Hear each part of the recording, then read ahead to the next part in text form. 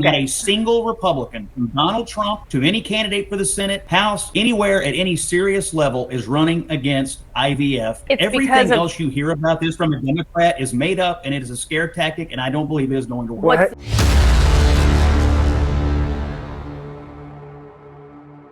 Trump makes a striking announcement that triggers backlash from people on the left and the right, and it just makes you wonder, will common sense ever come back to this country? And what we are talking about is Trump's stance on IVF treatments. But to understand the backlash and how people are reacting, we got to play you this clip. Watch. Donald Trump is trying to rebrand his image on women's reproductive rights in order to shake up this race, claiming that he would make IVF treatment free without giving any details on how that would work.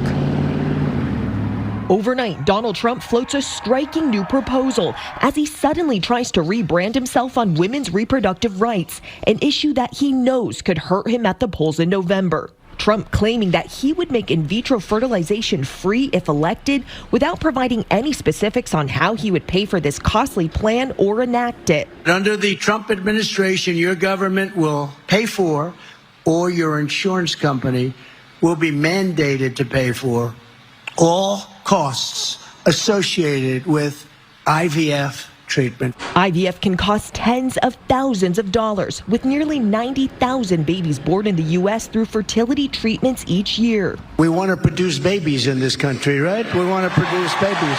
Vice President Kamala Harris' campaign telling ABC News Donald Trump's own platform could effectively ban IVF and abortion nationwide. Trump lies as much, if not more, than he breathes. But voters aren't stupid. She's right. Voters are not stupid. That's why they won't be voting for her. Okay, let's cover a couple of points really quick. That is the statement because they know this is what she should be running on. She's the one that should have come out with this type of policy. And in my opinion, I think this is a smart move if we're talking about an election, if we're trying to get elected here. And we got one party who is absolutely extreme around the entire abortion conversation, that is Kamala Harris, where they offer zero restrictions. And then you have a more moderate candidate who's exercising common sense, right? But we're talking about in this video, IVF, and he's beating them to the punch on this. This is something her campaign should have came out with. Now, you just can't hate the media enough, like ABC.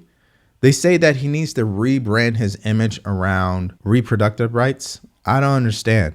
That makes no sense to me.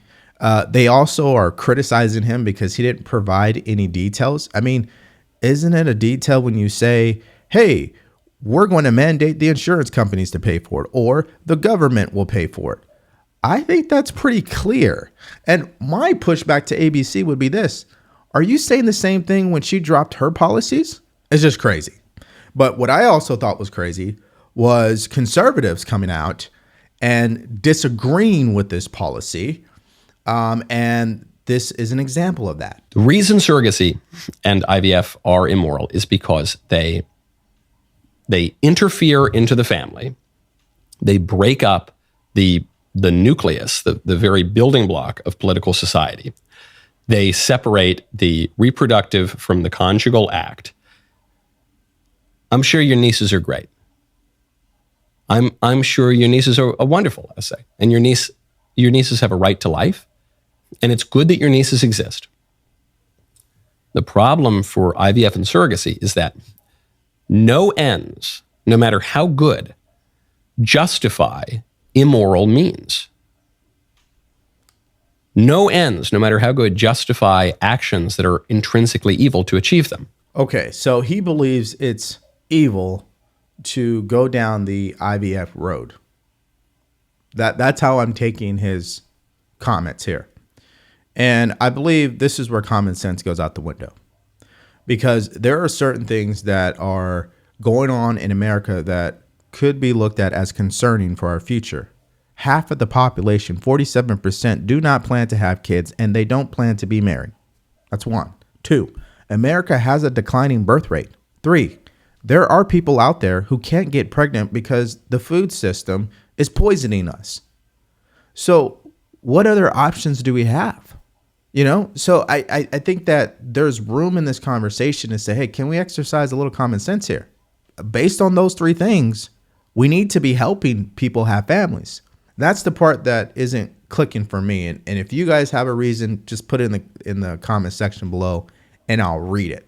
And I'm not the only one saying this. This is why you have Republicans that are going on CNN and offering their common sense, like a Michael Singleton or a Scott Jennings, which they always do. Shout out to them. Let's watch that now. If you are going to be pro-life, which I am, that means you're pro-life from the cradle to the grave. Certainly, I can understand why a liberal may beg the question about, well, this is a government mandate. Conservatives don't traditionally support that. I agree, but conservatives are supposed to support the idea of families and family growth and nurturing families. And it doesn't make any sense for struggling Americans, middle-class Americans, to not be able to afford to start a family. And so I would argue that liberals and conservatives could probably agree on some form of a private sector government partnership that would make this process much more affordable for people who want to utilize it or have to utilize it. I think Americans are skeptical when conservatives say we're pro-life, and yet we don't adopt policies that would fit in the category of being pro-life. And if you are all about starting families, protecting families, defending the idea of families, then you would support policies that would enable Americans to go through IVF or any other treatment that they would so choose. Yeah, Mr. Singleton, this guy, I mean, he is tight, button up. He always delivers common sense to these ridiculous networks. And he's dead on. I don't understand how you could be pro-life and not have some level of common sense approach to legislation or policies that the government will pass to help people have families. I've said it already, you know, a declining birth rate, low fertility rates, and half the population does not want to have kids. I mean, what are we talking about here, folks? Now, of course, the media, again, is wanting to spin this as a negative for the Trump campaign. They want to frame him as weak and he doesn't know what he's doing and he's trying to recover, which all of that is nonsense.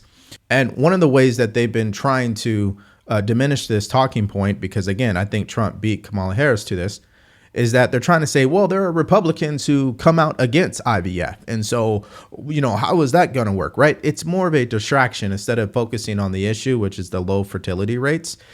They'd rather focus on that.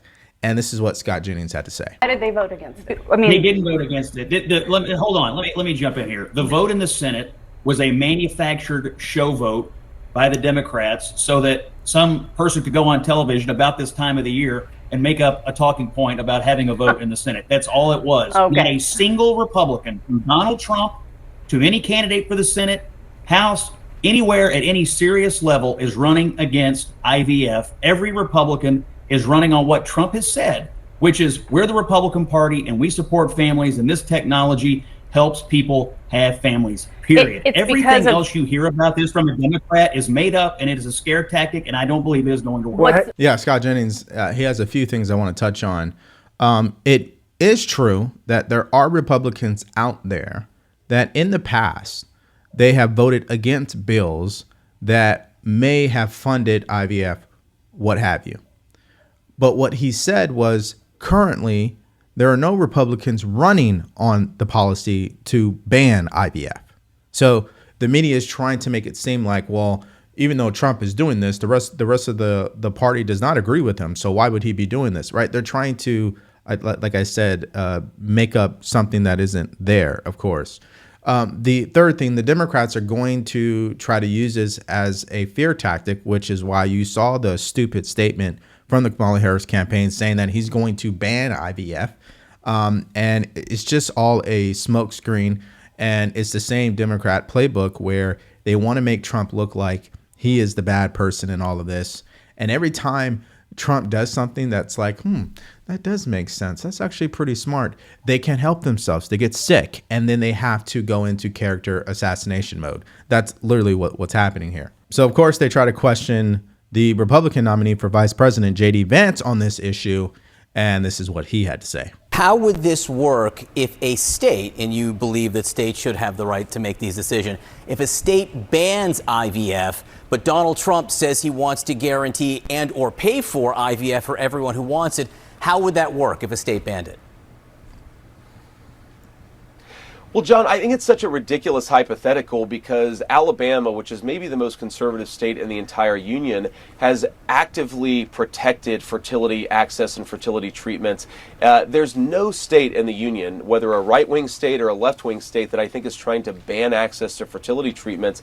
And if Alabama is protecting this stuff, I think it's safe to say the whole country is as well. So, well, but the court, look, but there is a court, I think that what Donald Trump again wants to do is protect access. Who's to say there's not another court in another state that could decide that IVF should be banned? It happened in Alabama for a minute. You also voted against a measure in the Senate that would have guaranteed access to IVF around the country. So it's possible, right? Well, two things, John. First of all, yes, a court made that decision in Alabama, and like the next second, the Alabama state legislature fixed that problem and ensured women had access to these fertility treatments. And all that I voted on, John, is for religious liberty. I don't want Christian hospitals or Christian charities to be forced to do something that they don't want to do. We have multiple Republican measures that support fertility treatments, support IVF, but don't require Christian hospitals or other religious organizations to violate their conscience. I think all of us accept that we live in a big country with diversity of opinions. We want women to have access to this needed medical treatment. We also want to make sure that Christian organizations can live their conscience. I don't think there's any tension there or any conflict. And fundamentally, it's Democrats who are trying to force people to do things against their will. That is a way to inflame this topic instead of solving the problems for young families. I mean, this is why he's the nominee, right, for vice president. And I think that has to be the continued message. Okay, there are going to be, for religious reasons, context here, religious reasons why IVF will never be a consideration. And that's fine. But that doesn't mean people who are not in those religious circles or part of that religious area of the country or particular states can't have access to IVF, right? And so I love that approach. Again, I don't understand why the Democrats did not jump on this. This is the interesting part about this entire video when I'm creating this. What stands out to me the most is how could someone who's running Republican run with this policy before the Democrats did? I mean, it's just so smart to me. So this is a perfect way to cap off this video with a clip from Emily Save America, who is on TikTok and X. And I thought her response sums this up very nicely. I'm sorry. I am so tired of the tens of thousands of just hard fours online being like, I'm voting for her because he's going to strip all of our rights away as a woman. I can't do that as a mom and a dad. What rights, babe? What rights? He was already president. And how many rights did you lose? 0. He's trying to protect women's rights. What do you think it is when we have men in women's sports? We have men in our personal spaces. What do you think it is when dangerous men come over the border? That's what protecting women and children is. Oh, he already said he's not going to do a nationwide abortion ban. He's not going to do it. If anything, it's going to be state by state the way it has been. And guess what? If a state, 90% of people in a state want something, I think that state should have it, even if I don't agree with it. If you don't like it, move to another state. It's very simple. Stop with the propaganda. This is why people make fun of women. Use your brain. Use your brain, babe. Yes, let's use the mind that God has given us and exercise some common sense, which brings me to these final points. Number 1, context matters. If you're a hardcore Christian or Catholic, then obviously IVF is probably not going to be something you will support. And you're totally fine for that. That's okay. Because no one is mandating Catholics or Catholic hospitals or doctors to support IVF, right?